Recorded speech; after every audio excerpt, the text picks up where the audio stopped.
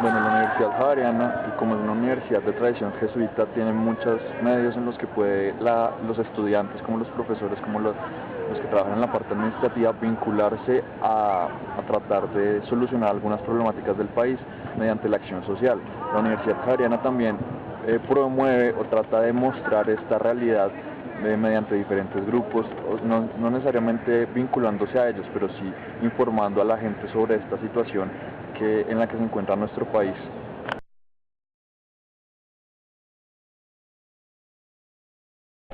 Pues en el comité de estudiantes hay un subcomité social que está muy vinculado con una fundación que se llama Catalina Muñoz, que recibe el nombre de una estudiante del comité que se preocupó mucho por la población vulnerada de Colombia, específicamente con los niños discapacitados. En el comité lo que hacemos es organizar salidas para construir casas prefabricadas, para tratar de reunir recursos para la población vulnerada, que en este caso son los niños discapacitados, para tratar de darles un aporte, un apoyo, pero al mismo tiempo un acompañamiento humano.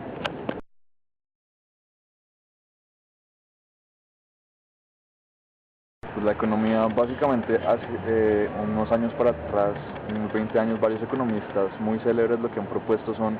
alternativas frente a esta desigualdad que se presenta en el mundo. Por ejemplo, Muhammad Yunus, un indio,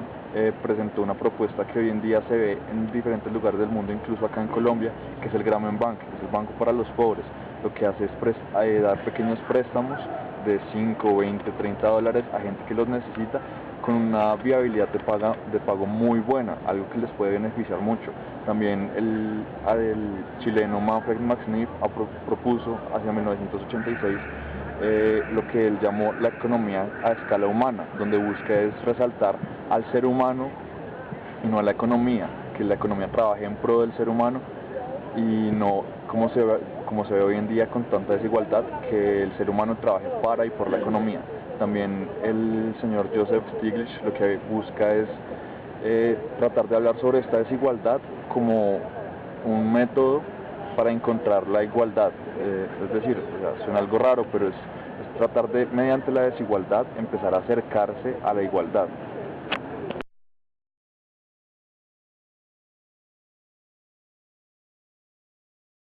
Pues desde la parte social es crear una mejor conciencia que, a pesar de que se ha estado dando en los últimos años, no ha sido lo suficientemente fuerte. Incluso se puede ver en la universidad que la gente no se toma la molestia de separar las basuras de lo reciclable, de lo que no es reciclable y de lo orgánico. En sentido económico es una mejor utilización de los recursos y no desangrar todo el planeta como se está haciendo utilizando tantos recursos. Desde lo político es mejorar la coalición entre los diferentes países, entre las diferentes naciones, que a pesar de que siempre se da el foro sobre el medio ambiente, donde incluso se trató de llegar al Tratado de Tokio, no se cumple porque no se llegan a acuerdos concretos y no se dan.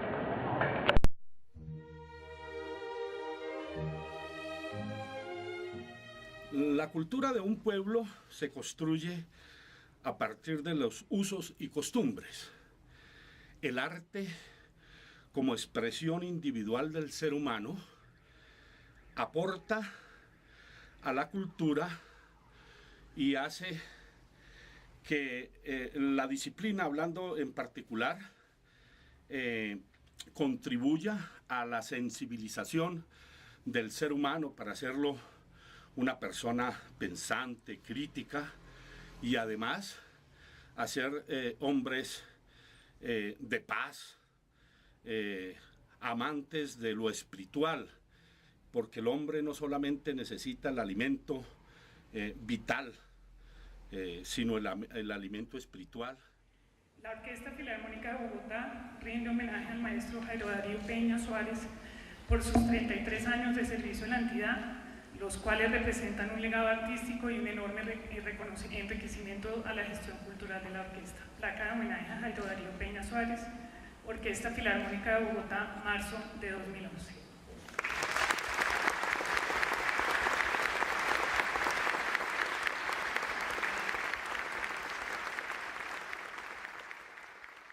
El programa de conciertos didácticos de la Filarmónica es un programa que está orientado a la difusión cultural, fundamentalmente al conocimiento, a la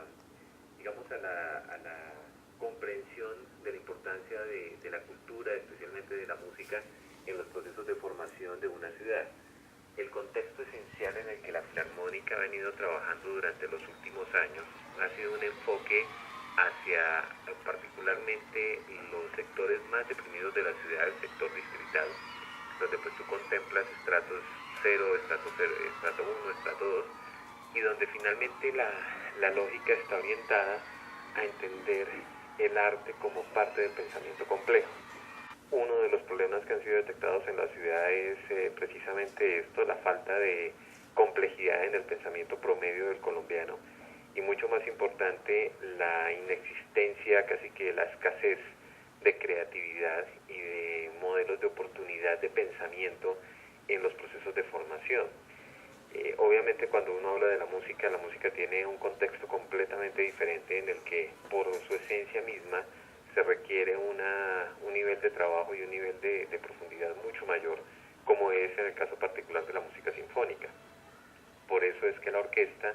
pues ha tratado de entrar en una línea importante de investigación desde la neuropedagogía, donde pues con el acompañamiento de grandes personajes como Rodolfo Ginás, el doctor Roberto Amador, una serie de personajes que nos han apoyado con todo esto nuevo que es investigación en neurociencia y digamos la comprensión de la complejidad de la mente humana, se ha reenfocado el programa y se ha empezado a hacer un trabajo muy importante, como te digo, especialmente en el sector educativo. En total hoy 154 colegios cuentan con un material desarrollado por la orquesta, una maleta pedagógica que se llama Viajeros de la Música, la cual contiene unos capítulos muy interesantes diseñados para los docentes del distrito y diseñados para los niños del sector distrital, donde a través de videos de la orquesta, una gran parte de recopilación de muchas de las obras maestras de la Filarmónica, donde existe un material multimedia interactivo para los niños, donde digamos en ese contexto lo que se ha buscado es reenfocar la importancia de la formación cultural y, como te digo, reenfocar al sector distrital en un tema que ha sido muy complejo y es la inexistencia y digamos el no interés por la creación de programas de formación musical y formación artística. Entonces en este momento la Filarmónica tiene un proyecto muy importante y, como te digo, ya hay más de 150 colegios. En cuanto a la cantidad de niños que nosotros hemos atendido, pues se busca que las cifras superen a los 400.000 niños en promedio en el año. Con los conciertos didácticos que antes eran en megatemporadas, que eran muy grandes, hoy se logran más o menos unos 40.000-50.000 niños. Con grupos de cámara estamos atendiendo otro importante margen de la población, unos 20.000 niños también de la ciudad. En fin, cada programa atiende a diferentes grupos poblacionales. Buscamos hacer un trabajo equitativo a toda la ciudad, que tengan la distribución por todas las localidades. Y, como te digo, lo más importante de todo este proyecto es casi que la transformación de un gran paradigma y una gran idea que existe sobre la no importancia de la música sinfónica en la formación integral del niño, especialmente en los docentes del distrito y en los directivos, en los rectores.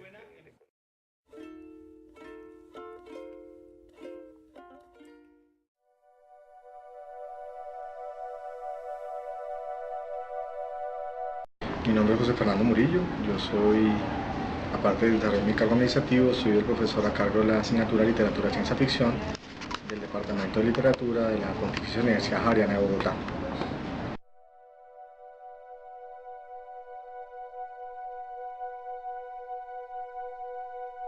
Mira, para mí yo creo que eso es uno de los temas o las temáticas más importantes de la ciencia ficción. Hay una temática en particular que se llama que son los textos, se me olvidó el nombre, apocalípticos, y uno de los temas apocalípticos es el fin del mundo de diferentes maneras. Dentro de la literatura de ciencia ficción se encuentran, por ejemplo, desastres nucleares, epidemias, pandemias, extraterrestres, pero han surgido muchísimos textos y recientemente textos relacionados con fenómenos no solamente climáticos, sino con fenómenos astronómicos. Por ejemplo, la caída de un meteorito o la colisión con la cola de un cometa, etc. De hecho, por ejemplo, algunos de los textos actuales sobre ciencia ficción hacen evidencia de tormentas en el Sol, por ejemplo, que afectan el clima en la Tierra. Aparecer algunas de las explicaciones actuales de los fenómenos de cambio climático se obedecen también a situaciones derivadas de tormentas del Sol. Sin embargo, pues la temática de cambios climáticos climáticos que obedecen a manipulación de los seres humanos como el planeta Tierra, pues son evidentes, ¿no? Películas como Un día después, por ejemplo, revela una de esas situaciones hipotéticas en las cuales el ser humano puede caer en autodestrucción del planeta. Entonces digamos que la ciencia ficción sí de alguna manera denuncia y está al tanto de dar cuenta de esas situaciones en las que el ser humano tiene que actuar y tiene que caer conciencia de que su actuar dentro de su planeta debe cambiar y debe ser distinto, de manera que no lo agotemos. Incluso autores tan reconocidos como Stephen Hawking, en su último documental, promueve para que las personas piensen que nuestro planeta se está agotando si no cambiamos la forma de ver. Incluso dice que la única forma en que el ser humano podrá sobrevivir como cultura y como civilización es si explora otros planetas, porque ya lo estamos agotando. Bueno, la siguiente pregunta es, pues, ¿cómo la ciencia ficción, pues, dentro de la rama literal? Pues lo hacen de muchas maneras, no solamente con lo derivado hacia el cambio climático. Realmente la razón de ser, o desde el punto de vista en como yo defino la ciencia ficción, está relacionada con el ser humano. Si no está relacionada con el ser humano, no estamos hablando de ciencia ficción, estamos hablando de otro tipo de géneros, fantasía o pues, un relato fantástico, cuando no estamos derivados de las acciones del ser humano. Luego, cualquier cosa donde el ser humano se encuentre en una situación hipotética de un sí asociado con desarrollos científicos, y cuando me refiero a desarrollo científico no solo me refiero a ciencias de la tecnología o ciencias informáticas o las ciencias básicas, o sea, biología o medicina, sino también cuando me refiero a ciencias sociales, a ciencias humanas, como la antropología, como la psicología,